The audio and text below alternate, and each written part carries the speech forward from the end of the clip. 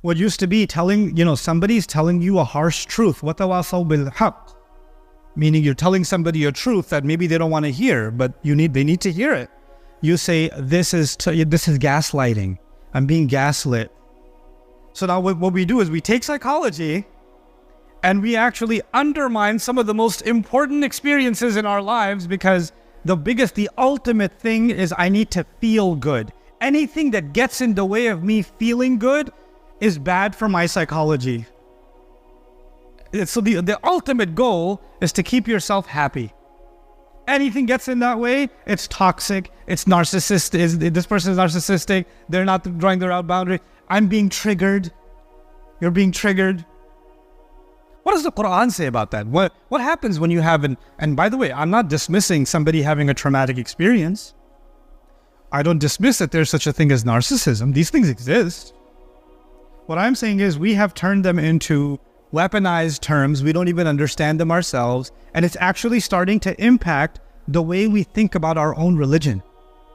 We're not even contemplating how many of these concepts violate principles of the Quran. Direct principles of the Quran. I'll just give you one example. In Surah Al-Tahabun, Allah Azza wa Jalla said, and this is what I recited at the beginning of this khutbah, Allah said, مَا أَصَابَ مِن مُصِيبَةٍ إِلَّا بِإِذْنِ اللَّهِ. Whatever calamity happened to you, whatever struck, any kind of calamity that struck, somebody got in a car accident, somebody got diagnosed with a disease, somebody's family member passed away, somebody lost a job, somebody got into a fight with their spouse and they're getting divorced, somebody, ran away from home, somebody, they don't want to deal with their family anymore, so they blocked every number and now they're just gone forever. You have a brother that doesn't talk to you, won't pick up your calls, won't respond to your text messages. You have a son who hates your guts. You have a mother who just walked away from the family. It happens. People experience different kinds of calamities in life. مَا أَصَابَ مِن مُصِيبَةٍ إِلَّا بِإِذْنِ. The first thing Allah says, nothing struck anyone ever except that Allah allowed that to happen. Number one. But then the question is, why did Allah allow something so terrible to happen? Why would that happen? And Allah says sometimes in this ayah, there are many ayat on this, but this ayah, Allah teaches us a powerful lesson. He says, وَمَن يُؤْمِن بِاللَّهِ يَهْدِ قَلْبَهُ. Whoever truly has faith in Allah, Allah will guide that person's heart. Allah will guide their heart. And what is Allah saying? Allah is saying, my heart feels anxiety, my heart feels anger, my heart feels sadness, my heart feels frustration, my heart feels this person got away with something, they deserve justice, they got away with it. My heart feels that it was unfair, my heart feels unrest, my heart feels all of these things. But if I have iman in Allah, Allah will guide my heart through these negative emotions. Actually, some of those negative experiences are a test of my iman, and if I do have iman, Allah will guide my heart. In other words, I'm supposed to go through some of these difficult experiences to truly experience guidance. I have to go, and this will be the way my iman gets secured. And iman is the greatest asset a human being can have, because on Judgment Day, the only thing that matters, إِلَّا مَنْ أَتَى اللَّهَ بِقَلْبٍ سَلِيمٍ. The only people, nothing will be of any benefit except people who come before Allah and they have a good heart. And the only way to have a good heart is to have iman in that heart. And the only way to have iman in that heart is Allah will guide that heart. And the only way that heart to be guided is to go through a tough experience and hold on to your faith anyway. And not let that be shaken. And you stay the course. So this is a remarkable thing Allah has said. In this ayah, Allah is telling us to face a traumatic experience, to face it, to deal with it, but deal with it with faith and not let it change you. And this is why the best people that ever lived, the prophets themselves, every one of them are victims of trauma, if you want to use psychological terms. Every one of them were surrounded by toxic people. Every one of them had their boundaries crossed. Every one of them.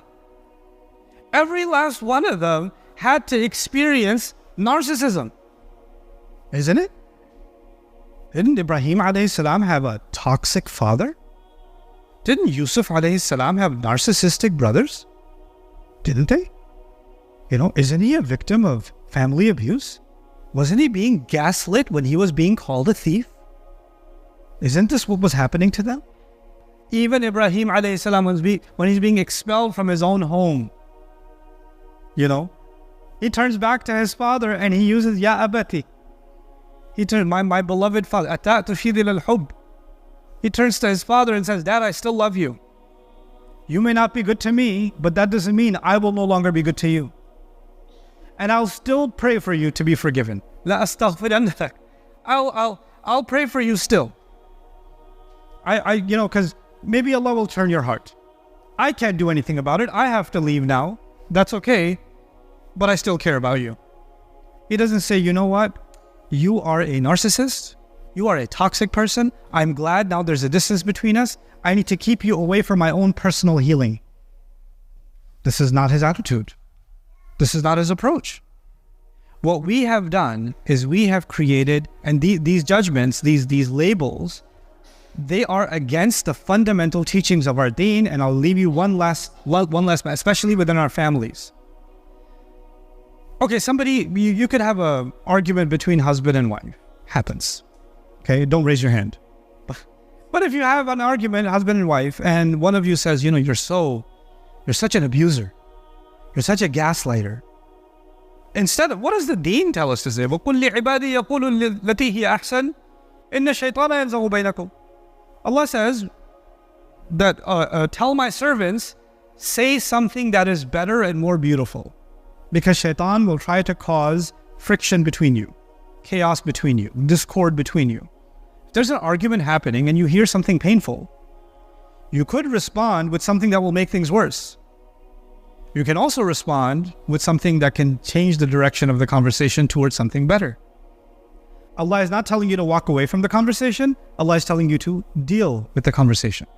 If the conversation is completely out of hand, Allah is saying, إِذَا خَاطَبَهُمُ الْجَاهِلُونَ قَالُوا سَلَامًا. When the ignorant address them, they walk away peacefully. They say peace. They don't walk away stormed out.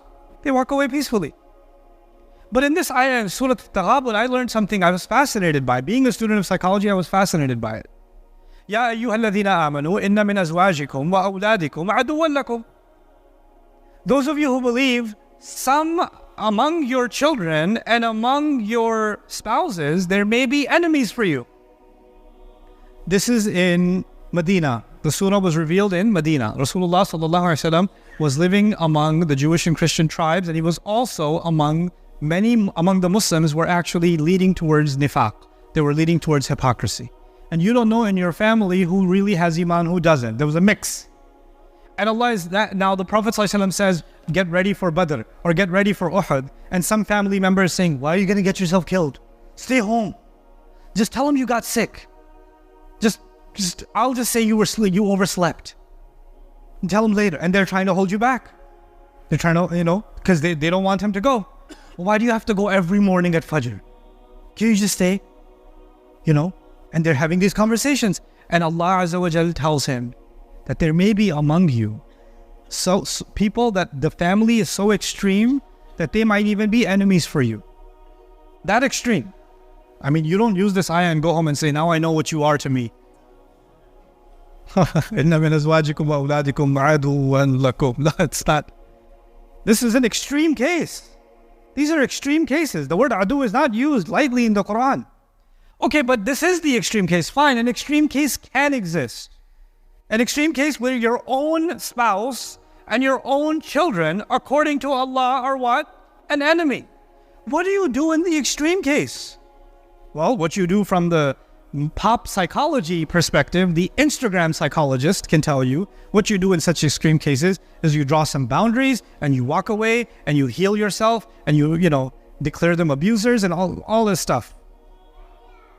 And what does the Quran say? وَإِن تَعْفُوا وَتَصْفَحُوا وَتَغْفِرُوا فَإِنَّ اللَّهَ غَفُورٌ رَحِيمٌ. Okay, and if you can forgive, if you can overlook, you can cover their mistakes. Okay, at one point they became really aggressive, but now they're really sorry about that. Don't bring it up again. تَصْفَحُوا. Safaha means to turn the page, from safha. Turn the page. You know what that means? I remember what you did last year. You remember? I still remember those words. Do you remember what you said? That's not tasfahu. I'm still traumatized about that. Let me repeat it again as if it happened right. I didn't say it again. No, but it still hurts me though. I'm still traumatized. Therefore, I need to do dhikr of that all the time. I need to give you a khutbah about that all the time.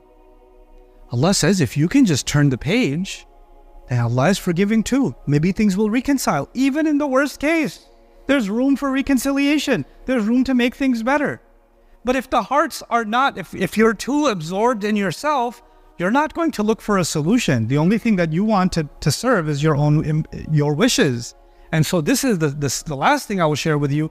The direction that psychology is going in now, pop psychology, reminds me of the ayah of Surah Al-Jathiyah. أَرَأَيْتَ مَنِ اتَّخَذَ إِلَهَهُ هَوَاهُ وَأَضَلَّهُ اللَّهُ عَلَى عِلْمٍ. Did you see someone who takes their feeling, their empty feeling, and they turn it into their God? Their God has become their feeling. And Allah allows this person to be misguided even though they have knowledge. عَلَى عِلْمٍ. They can know. They can be a PhD. They can be a doctor. They can be a professional. But they are being led by their emotions.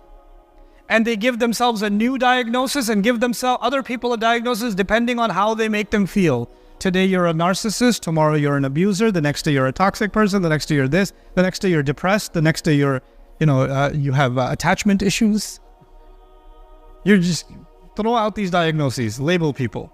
أَضَلَّهُ اللَّهُ عَلَى عِلْمٍ وَخَتَمَ عَلَى سَمْعِهِ. So Allah says, and this kind of a person, Allah will put a ceiling on their hearing. You know what that means? That means it doesn't matter if you try to reason with them. You cannot reason with people who live by emotions. Many of you have experienced this. When people are living by their emotions, if you're trying to be logical, it's like talking to a wall. But I feel. The feeling is, that's the God. خَتَمَ عَلَى سَمْعِهِ وَجَعَلَ عَلَى قَلْبِهِ غِشَاوَةً. And Allah places a cover over their hearts. وَمَنْ يَهْدِيهِ مِنْ بَعْدِ اللَّهِ. Who's going to guide them after Allah? That ayah, that last part of that ayah, who will guide them after Allah? You know what that means? They replaced Allah with their own feelings. That's why there's no more guidance for them. Because their ilah is actually Allah, but their ilah became their hawa. So Allah says, فَمَنْ يَهْدِيهِ مِنْ بَعْدِ اللَّهِ. Who's going to guide them after Allah? After they remove Allah from their hearts, what guidance can they have? On the flip side, contemplate Surah Al-Taghabun. When a person experiences difficulty and trauma and actual difficulty in their life, whoever turns back to Allah in faith, يَهْدِي قَلْبَهُ, Allah will guide that person's heart. وَاللَّهُ بِكُلِّ شَيْءٍ عَلِيمٌ. Allah knows everything. There's nothing Allah doesn't know. May Allah Azza wa Jal guide our hearts and not allow us to become, worshippers of our own feelings, and actually remain worshippers of Allah in the depths of our hearts. And may Allah not make us of those who easily pass judgment on others unjustifiably.